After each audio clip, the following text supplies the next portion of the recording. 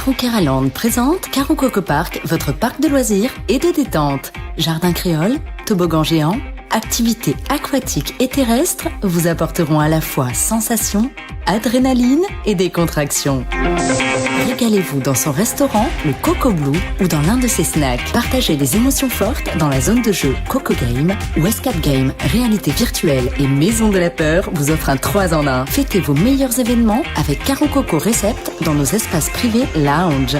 Séjournez chez Karo Coco Lodge, des hébergements de charme, proches de la plage ou du spa. Keraland, le cœur de tous vos loisirs. Martinique Actualité. Aujourd'hui, mercredi 2 avril, plus de 1500 jeunes venus de tous les centres de vacances de la Martinique se sont réunis à l'école de Lance-Madame à Schœlcher pour une journée de détente ensemble. Nous vous avons parlé de l'association La Cafette Solidaire qui récupère les invendus alimentaires des enseignes de la distribution alimentaire. Ces invendus sont redistribués pour une somme modique lors de marchés que l'association organise. La Cafette Solidaire propose également un service traiteur pour les manifestations des entreprises ou des collectivités. Récemment, elle a organisé une matinée de sensibilisation pour inciter la population à mieux fabriquer et utiliser son compost. Un enfant baleine, un baleineau, s'est perdu dans la baie de Fort-de-France. On a pu l'apercevoir au large de la Française. Dans un premier temps, les services compétents ont tenté de lui apporter secours, mais sans succès. L'animal est désormais livré à lui-même. Ou bien il retrouve le chemin du large, ou bien il échoue sur une plage. Même s'il reprend le chemin du large, il n'est pas dit qu'il pourra lui-même subvenir à ses besoins. Dans ce cas-là, sa seule chance, ce serait de rencontrer d'autres baleines.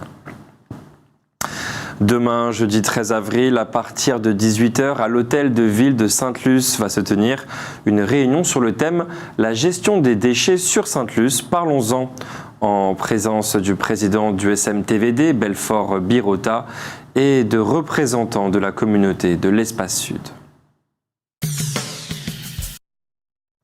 En Nouvelle-Calédonie vivent des Kanaks, des Européens et des Wallisiens. Les Kanaks forment la première communauté du territoire, mais sont minoritaires puisqu'ils ne représentent que 40% des habitants. L'accord de Nouméa a pris en compte cette spécificité pour leur permettre de peser dans les décisions politiques.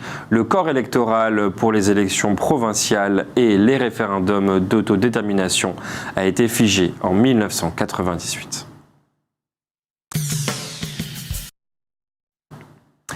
Les agents de sécurité qui gardent d'ordinaire l'hôpital Mongo-Vulsin ont cessé de travailler. Ils réclament à leur employeur des primes qui leur ont été supprimées.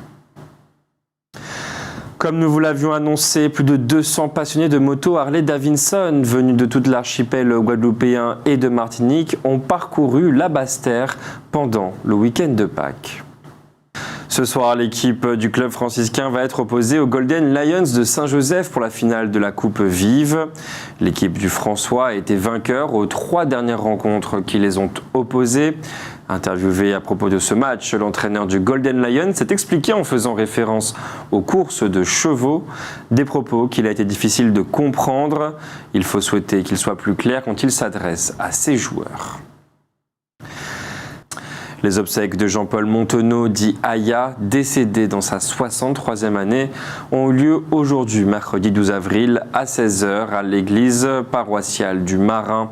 Il était président de la troupe de théâtre Si Magique et membre de l'association L'École Tambou Belay Matinique, agent principal à la CMT. Agent principal à la CTM, Jean-Paul Montenot était père de 3 enfants. Ses amis ont été nombreux à l'accompagner à sa dernière demeure. Finalement, pendant le week-end pascal, les agents et policiers ont dressé 187 contraventions, saisi 5 armes à feu et effectué 16 arrestations. La semaine du tourisme commence lundi prochain. C'est un secteur qui marche bien, mais qui a du mal à trouver du personnel. Cela pose évidemment le problème d'un pays où le chômage est endémique, mais où bien des emplois proposés ne sont pas pourvus. 26 ans, chef cuisinière, camionneuse, mécanicienne, poids lourd, aventurière, débrouillarde, la Française Marion Hermier est arrivée à la Dominique le 4 février 2023 pour entamer une marche sur le trail Way to Kubli, un parcours particulièrement difficile qui s'étend du nord au sud du pays et que l'on effectue en général en groupe. Elle avait indiqué à ses proches de ne s'inquiéter que si elle ne donnait pas de nouvelles d'elle au bout de 15 jours. C'est donc au bout de 15 jours seulement que sa disparition a été signalée. Des moyens importants ont depuis été mis en œuvre, mais sans résultat. Samedi, le 8 avril, des services de secours, des équipes cynophiles et l'hélicoptère des gendarmes de la Martinique sont intervenus. Les parents de la jeune femme, désespérés, sont actuellement à la Dominique. Les autorités craignent qu'elle ait fait une mauvaise rencontre. Une campagne pour le don de moelle osseuse vient d'être lancée. Elle s'adresse aux personnes âgées de 18 à 35 ans et qui sont en bonne santé. Une greffe de moelle osseuse permet de sauver notamment les malades atteints de leucémie. Après-demain, vendredi 14 avril, de 8h30 à 13h30, le Palais des Sports du Lamentin accueille la première édition de l'opération e-Job Vacances, mise en place par la ville du Lamentin en partenariat avec la Milsem et Pôle emploi, entre autres. Elle s'adresse aux jeunes de 16 à 25 ans qui habitent au Lamentin ou sur le territoire de la CACEM et qui recherchent un emploi saisonnier pour les grandes vacances. Les entretiens de recrutement se feront en visioconférence. Il est conseillé aux candidats de se munir de leur CV sur clé USB ainsi que de leur casque micro. Il est nécessaire de s'inscrire sur le site www.speedrecruiting.fr afin de pouvoir réaliser les entretiens d'embauche. Certains entrepreneurs martiniquais sont quelque part pris entre deux feux. En effet, demain, jeudi 13 avril, commence la foire exposition de Dillon, un rendez-vous important. Mais lundi commence la foire de Paris, un rendez-vous lui aussi très important et finalement incontournable. Outremernews.fr, le site de l'actualité Outre-mer, 24 heures sur 24 et 7 jours sur 7.